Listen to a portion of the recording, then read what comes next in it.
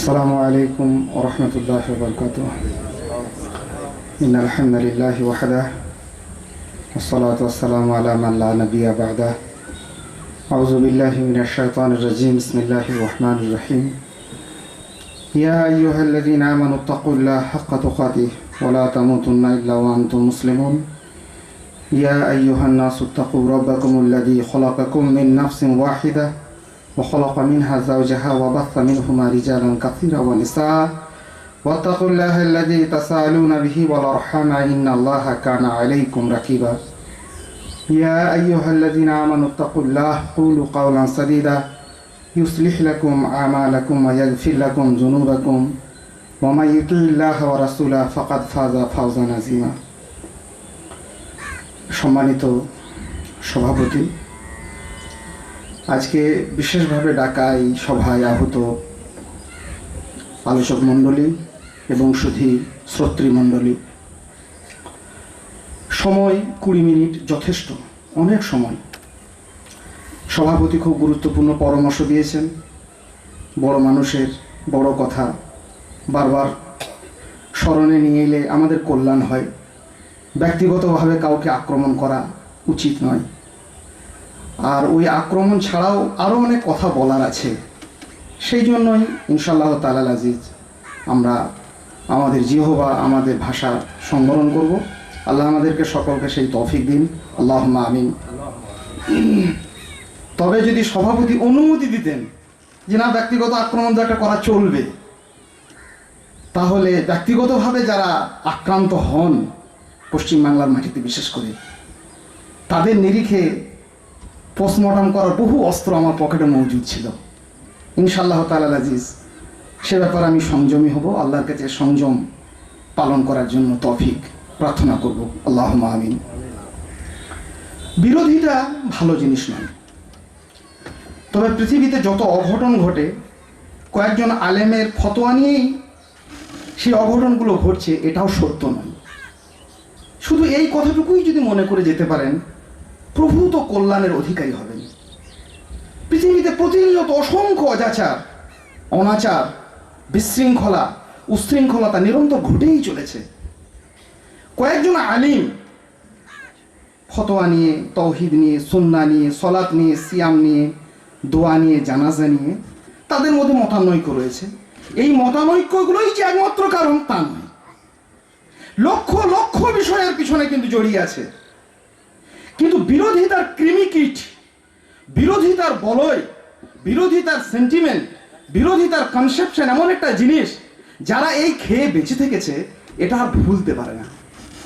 শুধুমাত্র শরীয়ত মানব না এই অজুহাতে কোরআন এবং সুন্নাহকে লাঞ্ছনার, অবমাননার, অবজ্ঞার, অশ্রদ্ধার চরম পর্যায়ে ঠেলে দেব, এই কারণেই তারা বিরোধিতার এই কৃমি কীটগুলিকে খেয়ে থাকে। অজস্র পশ্চিমবাংলার মাটিতে দার্জিলিংয়ের পাহাড় থেকে নিয়ে দক্ষিণ 24 পরগনার বঙ্গোপসাগর পর্যন্ত অসংখ্য জায়গাতে এই কথাগুলি বলেছি। সত্য শুধু সমাজের কাছে যে বিরোধিতা একমাত্র বিশৃঙ্খলার কারণ নয়, বিরোধী কনসেপশন তুলে ধরে মানুষ একটা জায়গাতে চায় বিরোধিতার কৃমি খেয়ে যারা বেঁচে থেকেছে, যে এটাই মনে হচ্ছে কারণ। আমি বলেছি এটা সত্য নয়। সত্যটা কি? সত্যটা হচ্ছে এই, আমরা মাঝে মাঝে সাধারণ মানুষ অভিযোগ করি না যে আপনাদের মধ্যে নানা রকম দ্বন্দ্ব করছেন, এ ফতোয়া একজন একরকম দিচ্ছেন, আরেকজন একরকম দিচ্ছেন, সেই জন্য আমাদের মধ্যে গন্ডগোল হলো। কিসের গন্ডগোল হলো? সারা পৃথিবীতে যে বিষয়গুলি নিয়ে কোনো উলামা, কোনো ধরনের মতানৈক্য, মতবিরোধ, মত পার্থক্য নেই, সেই বিষয়গুলিকে কি উম্মাত আমরা এক জায়গাতে দাঁড়িয়ে রাখতে হবে? পৃথিবীর কোনো উলামা বিরোধিতা করেনি। কেন রাখেননি? সুদ হারাম, সরকারি মাল তসরুফ করা হারাম, চুরি করা মাল হারাম, অপরের জমি সম্পত্তি অন্যায়ভাবে ছিনিয়ে নেওয়া হারাম।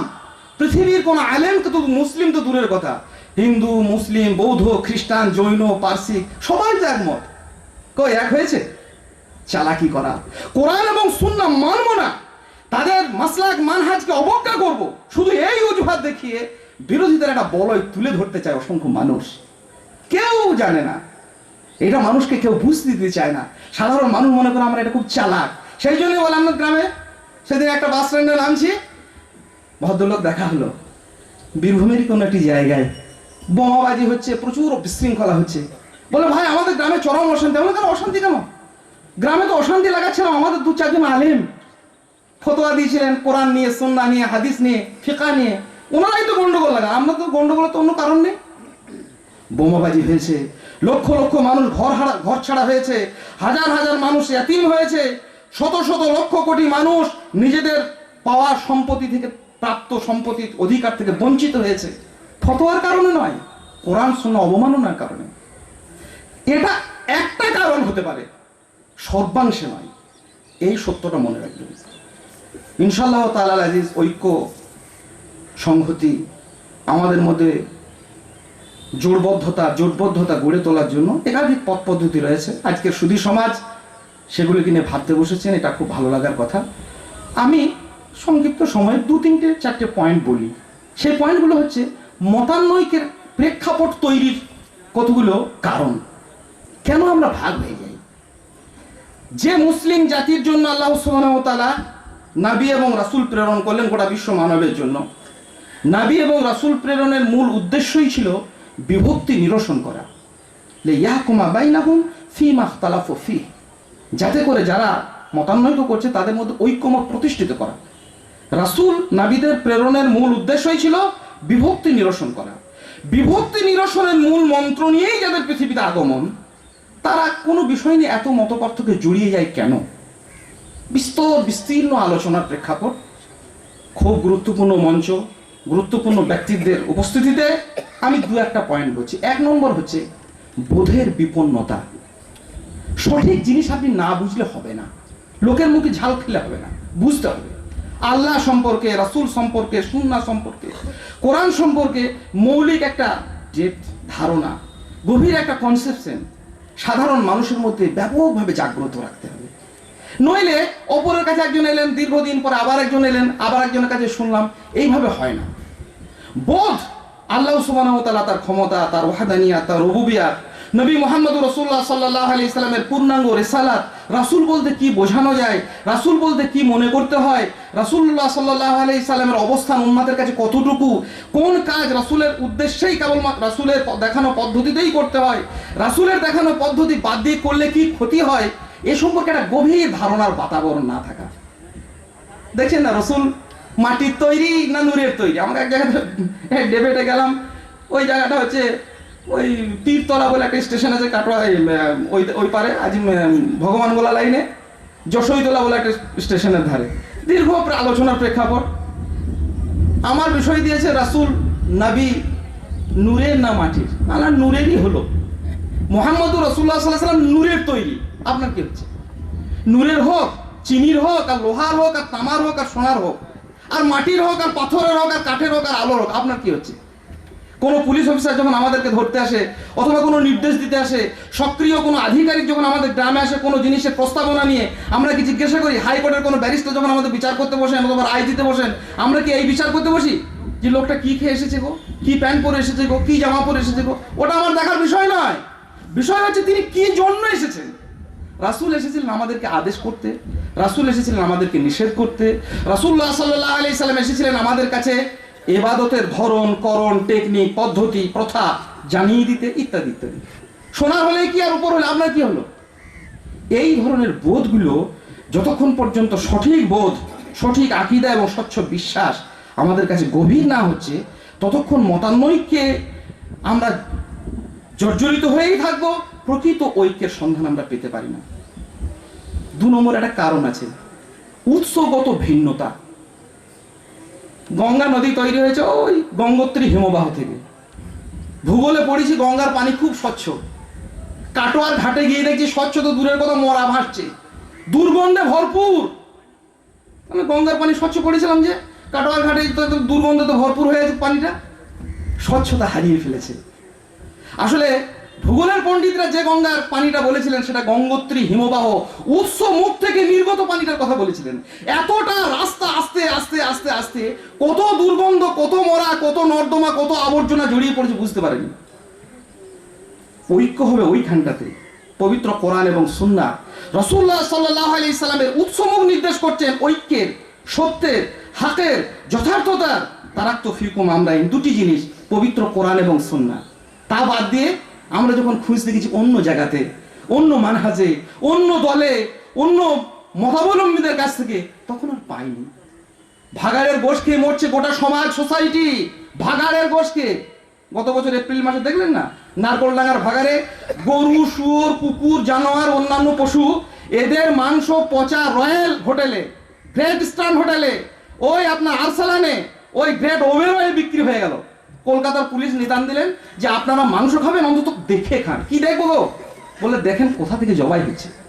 উৎস থেকে যদি কিনে খেতেন, ভাগাড়ের মাংস খেতে হতো না। কোরআন এবং সুন্নাহ থেকে যদি ফতোয়া নিতেন, কোরআন এবং সুন্নাহ থেকে যদি ফতোয়া দিতেন, তাহলে এই পচা জিনিস মানুষকে খেতে হতো না। ভাগাড়ের মাংস খেয়ে মরছে, কার কাছ থেকে শুনেছেন? আমার বাপ, আমার দাদা, আমার অমুক অমুক। ইন্নালিল্লাহ। ভাই, ঐক্য আসবে। দ্বিতীয়, আমাদের পথ পদ্ধতি অবলম্বন করতে হবে, উৎসগত ভিন্নতা থেকে সরে আসে। গুরুত্বপূর্ণ 3 নম্বর একটা কারণ আছে। কোনো একটা বিশেষ জায়গাতে খুব মিস্টেক করে ফেলি আমরা। মানুষের কোনো বিশেষ জায়গা, মানুষের কোনো বিশেষ কৃতকার্যতা, মানুষের কোনো বিশেষ সফলতা প্রামাণিকতার মানদণ্ড নয়। খুব পয়েন্টটা মনে রাখবেন, কাজের কাজ হয়ে যাবে। প্রামাণিকতার মানদণ্ড হচ্ছে কোরআন এবং সুন্নাহ, মানুষের কাজ নয়। মানুষের কোনো বিশেষ কাজকে মানুষ প্রামাণিকতার মানদণ্ড মনে করে। বিশেষ কাজ মানে কি? তার পরেশগারিতা হতে পারে, তাকওয়া হতে পারে, বিশেষ কোনো কাজের সফলতা হতে পারে। পয়েন্টগুলো খুব জটিল, একটু বুঝিয়ে বললে। আমাদের এলাকায় মনে কোনো একজন বিশেষ কোনো মানুষ আছেন, খুব আল্লাহওয়ালা মানুষ। তিনি একদিন ইস্তেসকার সলাতে অংশগ্রহণ করেছেন, আর সেই যুগে সেই সময় প্রচুর বৃষ্টি হয়েছে। আবার এক বছর ইস্তেসকা পড়েছেন, আবার বৃষ্টি হয়েছে। আলহামদুলিল্লাহ, হয়েছে। কি হয়েছে? তো কি হয়েছে? তিনি প্রামাণিকতার মানদণ্ডে উঠে গেছেন কি? আস্তাগফিরুল্লাহ। মানুষ কোনো বিশেষ কাজ তার দেখে পরবর্তী সময়ে তার কিছু আমলের ভুল ত্রুটি ছিল, ফতোয়া ফরাজ তার ত্রুটি বিচ্যুতি ছিল। সেই গ্রামে যখন বলতে গেছি, ভাই উনি যে এই আমলটা করতেন এটা ঠিক নয়, আপনারা যে বলছেন উনি করেছিলেন, হ্যাঁ কয়েকবার পানি নামাও দেখি, তোমার মতো তোমার কত বাপের বেটা আলেম হয়েছ, আমাদের অমুক মৌলানা যতবার ইস্তেসকা পড়েছেন ততবার পানি হয়েছে, তুমি একবার পানি নামিয়ে দেখাও দেখি। মানুষের ব্যক্তিগত কোনো বিশেষ কাজের সফলতা প্রামাণিকতার মানদণ্ড নয়। হতে পারে তাকওয়াপূর্ণ ছিল, কোনো অলৌকিক কর্মকাণ্ড প্রামাণিকতার মানদণ্ড নয়। মুসাকে আল্লাহ সুবহানাহু ওয়া তাআলা বলেন, খুযহা ওয়ালা তাখাফ। সাপটা নড়ছিল, আল্লাহ বলেন, এই মুসা সাপে হাত দাও, ওখানে ধরো ওকে চেপে, ভয় করো না, সানুইদুহা সিরাতাহাল উলা, ও নিজের আকৃতিতে আবার ফিরে আসবে। মুসা আলাইহিস সালাম সাপের লেজে হাত দিলেন, লাঠি হয়ে গেল, আবার পূর্বের আকৃতিতে ফিরে এলো। মুহাম্মদুর রাসূলুল্লাহ সাল্লাল্লাহু আলাইহি সাল্লামকে এই মুজিজা দেওয়া হয়নি। ঈসা আলাইহিস সালামকে যে মুজিজা দেওয়া হয়েছে, মরা মানুষকে ফুঁক দিয়েছেন, জানতে হয়েছে, মৃত পাখিকে, মাটির পাখিকে ফুঁ দিয়েছেন, আকাশে উড়েছে, কুষ্ঠব্যাধি রোগের গায়ে হাত বুলিয়ে দিয়েছেন, রোগীর গায়ে ভালো হয়ে গেছে। এটাই সব নবীকে তো এক মুজিজা দেওয়া হয় না, অলৌকিক মিরাকেল এক একটা। এটা অলৌকিকতা কোনো প্রামাণিকতা মানদণ্ড নয় যে মুসার এত বড় প্রামাণিকতা ছিল, তাহলে রাসূলুল্লাহ সাল্লাল্লাহু আলাইহি ওয়াসাল্লাম আসার পরও মুসার প্রামাণিকতায় আমাদের কাছে প্রাধান্য পাবে না। নবী হওয়া সত্ত্বেও তার প্রামাণিকতা সেখানে প্রাধান্য পায় না। যখন আল্লাহ সুবহানাহু ওয়া তাআলা যাকে যে পিরিয়ডে, যে যুগে যাকে রাসূল রিসালাত দিয়ে রাসূল করে নবী করে পাঠিয়েছেন, তারই প্রামাণ্যতা প্রাধান্য পায়। যদি তাই হয়, তাহলে ব্যক্তিগত কোনো লোকের বুজুর্গি আর ব্যক্তিগত কোনো লোকের কোনো কার্য সফলতা, এটা প্রামাণিকতা কেন ভাবছেন? আর এক স্টেপ এগিয়ে গেলে মজা বুঝবেন, খুব মজার জায়গা। মানুষ ব্যক্তিগত কাজে খুব সফল হয়ে গেছে, দাওয়াতের কাজে, মাদ্রাসা গড়ার কাজে, মসজিদ গড়ার কাজে, দাওয়াতের কাজে, অন্যান্য প্রতিষ্ঠান গড়ার কাজে এত সফল, বড় বড় মাদ্রাসা তৈরি করেছেন, বড় বড় ইউনিভার্সিটি তৈরি করেছে, বহু ছাত্র তৈরি হয়ে আছে। দাওয়াতের কাজে তার কাছে 50,000 লোক অন্তত মুসলিম হয়েছে। মানুষ ভেবেছে এ তো সাংঘাতিক আলেম। প্রামাণিকতার মানদণ্ড হয়ে যায় না, কশ্চিনকালে দিন পাবেন না, হেদায়েত পাওয়া যাবে না, ভুল হয়ে যাবে। জাকির নায়েককে দেখেন, হাজার হাজার মানুষ আল্লাহর রহমতে তার কাছে দিন পেয়েছেন। ইহুদি, খ্রিস্টান, বেরেলি, পৌত্তলিক, কবর পূজারী আর ইত্যাদি ইত্যাদি হয়েছে, আলহামদুলিল্লাহ। আমাদের যুগের আমাদের বড় রকমের একজন শিক্ষক, জাতির একজন বড় শিক্ষকতার কাজ করেছেন, আলহামদুলিল্লাহ। তার জন্য আমরা মুসলিম উম্মাহ সবসময় দোয়া করি। কিন্তু কোন মুসলিম সাধারণ জ্ঞানের কোন মানুষকে কথা বলবে যে জাকির নায়েক এত বড় একটা লোক, বিরোধীদের কনসেপশনের ভাই আমাদের বলছেন, আমাদের অ্যাডভোকেট ভাই, ইসলাম বিরোধী আজ এখন বর্তমানে এমন কোন আর প্রশ্ন নেই পৃথিবীর মাটিতে যার উত্তর নেই, হয়ে গেছে। আমরা পড়াশোনা করি না, পড়াশোনা করবেন, ডক্টর বিলাল ফিলিপসকে পড়বেন বেশি বেশি করে। বাংলাদেশের কিছু ভাই রয়েছেন, ডক্টর আরিফ আজাদ। পৃথিবীর কোন উৎস ইসলাম সম্পর্কে বিরোধিতার আর কোনো প্রশ্ন নেই যার উত্তর দেওয়া হয়নি, অজস্রবার। আর জাকির নায়েক একা হাতে তো বহু কাজ করে দিয়ে গেছেন। কিন্তু এরপরে কি আমরা বলবো জাকির নায়েকের কোনো ভুল হতে পারে না? কোনো একটি মাসলায়, কোনো একটি মুহাদ্দিসিনদের মাসলাক থেকে সামান্য বিন্দু মাত্র সরে এসে কোনো একটি ফতোয়ায় তিনি একটি মিস্টেক করতে পারেন, এটাই তো স্বাভাবিক। কি বলছেন? করতে পারেন না? পারেন না? পারেন। আর যখনই তিনি করে ফেলেছেন, মনে করুন করেছেন, এটা বলছি না, করলেন, কুলসুনা মালসা হোক, ইলাম্বাজান মালসা হোক, বীরভূমের কোনো বিশেষ শায়েখ হোক, তিনি গিয়ে বললেন যে ভাই জাকির নায়েক এটা বলেছেন, ঠিক আছে আলহামদুলিল্লাহ, কিন্তু এটা একটু কোরআন সুন্নাহর দৃষ্টিতে মিস্টেক হয়েছে। কি বললে? তুমি কটা মুসলমান হিন্দুকে তুমি অমুসলিমকে ইসলাম গ্রহণ করিয়েছে, কটা বেদাতিকে তুমি হেদাতি করেছো, কটা বিধর্মীকে তুমি ইসলামে নিয়ে এসছো? তোমার মতো মৌলবি আর জাকির নায়েক 50,000 5 লাখ। আমি নিজে অজস্রবার এই প্রশ্নের সম্মুখীন হয়েছি। মানে শোনেন, জাকির নায়েক কতগুলো লোককে আল্লাহ তার কাছে হেদায়েত, মনে করুন 5 লাখ, আলহামদুলিল্লাহ 5 লাখ লোক তার কাছে দিল পেয়েছেন, তো কি হয়েছে? ভুল হয়ে যাচ্ছে। 5 লক্ষ কেন, আমি দাওয়াতের কাজ করতে গিয়ে 50 লক্ষ আমার হাতে লোক ইসলাম গ্রহণ করেছে, তো কি হয়েছে? একটা লোকের কথা ভুলে যাচ্ছেন, যার হাতে 50টা লোকও দিন পায়নি। আর জাকির নায়েক যেমন 10-20 বছর নয়, 950 বছর আল্লাহর জমিনে তিনি পৃথিবীতে ঘোরাঘুরি করেছিলেন। তার নাম নূহ আলাইহিস সালাম। তিনি ছিলেন নবী, তিনি ছিলেন রাসূল। জাকির নায়েকের হাতে, আমাদের হাতে, আমাদের কোনো এক ব্যক্তির হাতে এই যুগে 50 লক্ষ লোক যদি ইসলাম গ্রহণ করে, নূহ আলাইহিস সালামের নবুয়তের কোনমাত্র সম্মানের অধিকারী হবে? হবে না। আর নূহ আলাইহিস সালামের মতো নবী যদি একটা লোকও তার দ্বারা সফলতার মঞ্চে যদি না আসে, নূহ আলাইহিস সালাম